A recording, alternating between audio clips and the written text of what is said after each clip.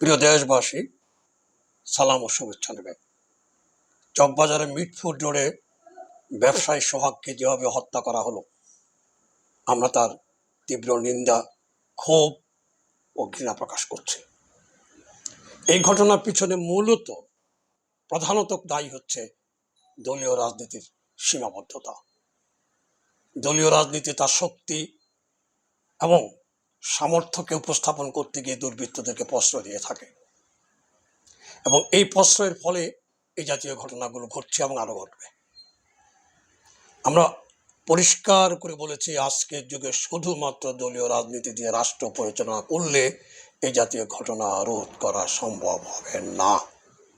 তাই আসুন, রাষ্ট্র পরিচালনায় দল এবং অদলীয় উভয় শক্তিকে সুযোগ করে দিয়ে রাষ্ট্র পরিচালনার পথ তৈরি করা হোক। সোহাগ ছিল একজন ব্যবসায়ী, সমাজ শক্তি, শ্রেণী পেশার ব্যক্তি।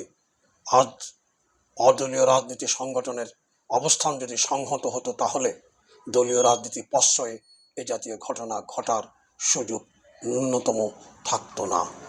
তাই আমরা আসুন, দেশবাসীর প্রতি আহ্বান জানাচ্ছি, অদলীয় রাজনীতিকে চর্চা করে সিরাজুল আলম খানের 14 দফা বাস্তবায়নের জন্য লড়াই সংগ্রামে আমাদের সাথে একমত হন। মুক্ত রাজনৈতিক আন্দোলন 14 দফার মধ্যে দিয়ে সমাজ শক্তির প্রতিনিধির জন্য যে লড়াই সংগ্রাম করছে, তাকে সহযোগিতা করুন। ভালো থাকুন, সুন্দর থাকুন।